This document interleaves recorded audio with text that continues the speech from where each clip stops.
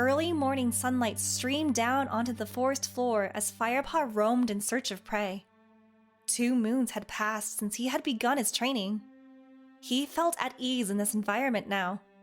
His senses had been awoken and educated in the ways of the woods. Firepaw paused to sniff the earth and the cold, blind things that moved within it. He caught the scent of a 2-leg that had wandered the forest recently. Now that Greenleaf was fully here, leaves were thick on the branches and tiny creatures were busy beneath a carpet of leaf mold. Firepaw made a lean, strong shape as he moved silently through the trees, all his senses alert for the scent trail that would end in a swift kill. Today, he had been set on his first solo task. He was determined to do well, even if his task was only to bring back fresh kill for the clan. He headed for the stream that he had crossed on that first trek through the ThunderClan hunting grounds.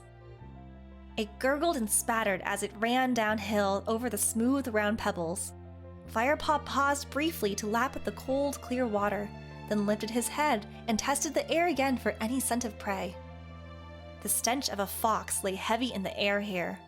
The smell was stale, so the fox must have drunk here earlier in the day. Firepaw recognized the odor. He had smelled it on his first visit to the forest. Since then, Lionheart had taught him it was fox scent. But apart from the glimpse of the fox's brush he had caught in that first outing, Firepaw had still never seen one properly. He struggled to screen out the fox stench and concentrate on prey scent. Suddenly, his whiskers prickled as he homed in on the warm blood beat of prey, a water vole busy about its nest.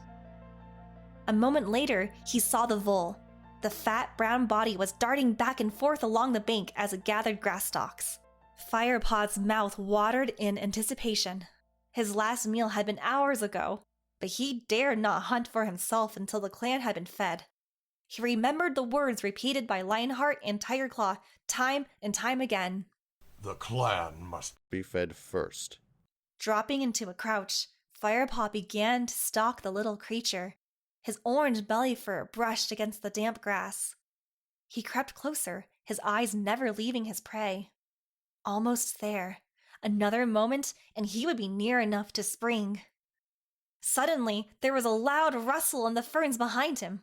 The water vole's ears twitched, and it disappeared down a hole in the bank. Firepaw felt his hackles rising along his spine. Whatever had ruined his first good chance of catching prey would have to pay. He sniffed the air. He could tell it was a cat, but he realized with a jolt that he couldn't identify which clan it belonged to. The stale stench of fox still confused his smell sense.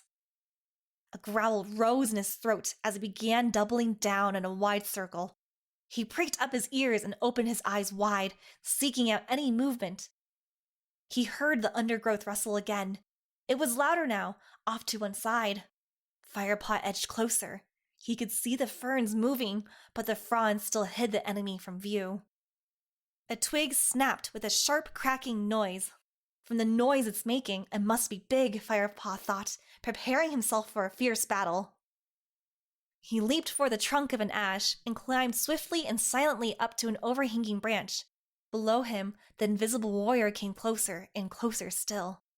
Firepaw held his breath, judging his moment as the ferns were pushed aside and a large grayish shape emerged. Grrrr. The battle cry rumbled in Firepaw's throat. Claws unsheathed, he launched himself at the enemy and landed squarely on a set of furry, muscular shoulders. He dug in hard, gripping with thorn-sharp claws, ready to deal out a powerful warning bite. Whoa! What's that? The body below him shot straight up in the air, carrying him with it. Graypaw? Firepaw recognized the astonished voice and caught his friend's familiar smell, but he was too fired up to loosen his grip. Ambush! Meow. Spat Graypaw, not realizing that the cat gripping onto his back was Firepaw. He rolled over and over in an attempt to dislodge his attacker. Ugh. Firepaw rolled with him, squashed and flattened beneath the heavy body. It's me, Firepaw. He yowled as he struggled to pull free and sheath his claws. Rolling away, he sprang to his feet and gave himself a shake, which rippled all the way along his body to the end of his tail. Graypaw, it's me. He repeated. I thought you were an enemy warrior. Graypaw rose to his feet. He winced and shook himself. It felt like it. He grumbled, twisting his head around to lick his sore shoulders. You've raked me to shreds. Sorry. Firepaw mumbled. But what was I supposed to think with you creeping up on me like that? Creeping up? Graypaw's eyes were round with indignation. That was my best stealth crouch. Stealth? You stalk like a lopsided badger. Firepaw teased. He flattened his ears playfully. Graypaw gave a hiss of delight. I'll show you, lopsided. The two cats leaped at each other and began rolling over and over in a play fight. Graypaw swiped at Firepaw with a hefty paw, and the young apprentice's head buzzed with stars. Ugh! Firepaw shook his head to clear it and then launched a counterattack. He managed to get in a couple of paw strikes before Graypaw overpowered him and held him down. Firepaw let his body go limp. You give up too easily. Mewed Graypaw, loosening his grip. As he did so, Firepaw sprang to his feet, firing Graypaw off his back and into the undergrowth. Firepaw leaped after him and pinned him to the ground. Surprise is the warrior's greatest weapon. He crowed, quoting one of Lionheart's favorite phrases. He jumped nimbly off Graypaw and began to squirm around in the leaf litter, enjoying his easy victory and the warmth of the earth against his back. Graypaw seemed unbothered by his second defeat of the morning. It was too fine a day for bad temper. So, how are you getting on with your task? He asked. Firepaw sat up. I was doing just fine till you came along. I was about to catch a vole when your noisy trampling frightened it off. Oh, sorry. Mewed Graypaw. Firepaw looked at his crestfallen friend. That's okay. You didn't know. He purred. Anyway, He continued. shouldn't you be heading to meet the patrol on the Wind Clan border? I thought you had to give them a message from Blue Star. Yeah, but there's plenty of time. I was gonna do a little hunting first. I'm starving. Me too. But I've got to hunt for the clan before I can hunt for myself. Betcha Dustpaw and Sandpaw used to swallow a shrew or two when they were on hunting duty. Snorted Graypaw. I wouldn't be surprised if they did. But this is my first solo assignment. And you want to do it right, I know. Graypaw sighed. What is the message from Blue Star anyways? Firepaw asked, changing the subject. She wants the patrol to wait at the Great Sycamore until she joins them at Sun High. Seems that some Shadow Clan cats have been prowling around. Blue Star wants to check things out. You'd best get going then. Firepaw reminded him. The Wind Clan hunting grounds aren't too far from here. There's plenty of time. Answered Graypaw confidently. And I suppose I should help out after losing you that vol. It doesn't matter. Firepaw mewed. I'll find another. It's such a warm day, there should be quite a few out and about. True, but you still have to catch 'em. Graypaw nibbled at a front claw, stripping off a piece of the outer sheath thoughtfully. You know, that could take you until way past Sun High. Maybe even until sunset. Firepaw nodded without enthusiasm as his belly gave a rumble. He would probably have to make 3 or 4 hunting trips before he had caught enough prey. Silverpelt would be in the sky before he got a chance to eat. Graypaw stroked his whiskers. Come on, I'll help you get started. I owe you that at least. We should be able to catch a couple of voles before I have to get going. Firepaw followed Graypaw upstream, glad of the company and the help. The fox stench was still in the air, but suddenly it smelled stronger. Firepaw paused. Can you smell that? He asked. Graypaw stopped and sniffed the air too. Fox. Yeah, I smelt it earlier. Doesn't it smell fresher to you now, though? Firepaw asked. Graypaw sniffed again, opening his mouth slightly. You're right. He murmured, lowering his voice. He swiveled his head to look across the stream at the bushes in the woods beyond. Look. He whispered. Firepaw looked. He saw something red and thick-haired moving among the bushes. It stepped into a clearing in the undergrowth, and Firepaw saw a low body, glinting red in the dappled sunlight. Its tail was heavily furred, and it had a long, narrow snout. So that's a fox? Firepaw whispered. What an ugly muzzle. Say that again. Agreed, Graypaw. You know, I was following one of those when we first met. Whispered Firepaw. Well, more likely it was following you, you idiot. Hissed Graypaw. Never trust a fox. Looks like a dog, behaves like a cat. We must warn the queens that want to strayed into our territory. Foxes are just as bad as badgers when it comes to killing young kits. I'm just glad you didn't catch up with the one you saw last time. He'd have made mouse meat out of a tiny scrap like you. Firepaw looked a little put out, and Graypaw added, Honestly, you'd stand a better chance these days, though. Anyway, Bluestar will probably send a warrior patrol to scare it off. Put the queen's minds at rest. The fox had not noticed them, so the two apprentices continued along the stream. So, what does a badger look like? Firepaw asked as they prowled along, sniffing to either side. Oh, you know, black and white, short legs. You'll know one when you meet one. They're bad-tempered, lumbering animals, too. They're less likely to raid the nursery than a fox, but they have a vicious bite. How do you think old Halftail earned his name?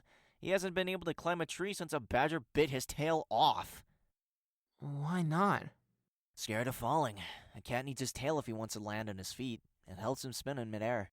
Firepaw nodded in understanding. As Firepaw had predicted, hunting was good that day. Before long, Graypaw had pounced on a small mouse, and Firepaw had caught a thrush.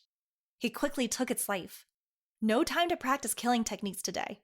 There were too many hungry mouths waiting back at camp. Firepaw kicked earth over the prey so that it would be safe from predators until he came back for it. Suddenly, a squirrel broke cover. Firepaw burst into action. After it! He called, pelting at full stretch over the springy woodland floor with Graypaw at his heels. They slid to a halt as a squirrel scampered upward into a birch. Lost it. Graypaw growled in disappointment. Panting, the two cats stopped to catch their breath. The acrid stench that hit their mouths and noses surprised them. The Thunder Path. Firepaw mewed. I didn't realize we'd come so far. The two cats edged forward to peer out of the forest at the great dark path. It was the first time they had been here alone. A trail of noisy creatures growled along the hard surface, their dead eyes staring straight ahead. Yuck. Graypaw snorted. Ugh, those monsters really stink. Firepaw twitched his ears in agreement. The choking smells made his throat sting. Have you ever been across Thunder Path? He mewed. Graypaw shook his head. Firepaw took a step out of the cover of the forest. A border of oily grass lay between the trees and the Thunder Path. He crept slowly out onto it, then shrank back as a stinking monster hurtled past. Hey, where are you going? Graypaw mewed. Firepaw didn't reply. He waited till there were no monsters in sight. Then he edged forward again, across the grass, right to the edge of the path. Cautiously, he reached out a paw to touch it. It felt warm, almost sticky, heated by the sun. He looked up, staring across the Thunder Path. Was that a pair of eyes glinting out of the forest on the other side? He sniffed the air but smelled nothing except the stench of the great gray path. The eyes on the other side were still shining in the shadows. Then they blinked, slowly. Firepaw was sure now. It was a Shadow Clan warrior, and it was staring straight at him. Firepaw! Graypaw's voice made Firepaw jump just as a huge monster, taller than a tree, roared past his nose. The wind from it almost toppled him over. Firepaw turned and ran as fast as he could back into the safety of the forest. You mouse-brained fool! Spat Graypaw. His whiskers trembled with fear and anger. What were you doing? I was just wondering what the Thunder Path felt like. Firepaw muttered. His whiskers were trembling too. Can't leave you alone for 2 seconds. Come on. Hissed Graypaw edgily. Let's get out of here. Firepaw followed Graypaw as he leaped away back into the forest. Once they were a safe distance from the Thunder Path, Graypaw stopped to catch his breath. Firepaw sat down and began to lick his ruffled fur. I think I saw a Shadow Clan warrior. He mewed between licks. In the forest, on the other side of the Thunder Path. A Shadow Clan warrior? Echoed Graypaw, his eyes wide. Really? I'm pretty sure. Well, guess it's a good thing that monster came past when it did. retorted Graypaw. Where there's one Shadow Clan warrior, there's more, and we're no match for them yet. We'd better get out of here. He looked up at the sun, which was almost directly overhead. I'd better get moving on if I want to meet the patrol on time. He mewed. Later, Firepaw. He sprang away into the undergrowth, calling as he went. And hey, you never know. Lionheart might let me come and help you with the hunting once I've delivered this message. Firepaw watched him go. He envied Graypaw, wishing he were off to join a warrior patrol. But at least he'd have something to tell Dustpaw and Sandpaw when he returned to camp. Today, he had seen his first Shadow Clan warrior.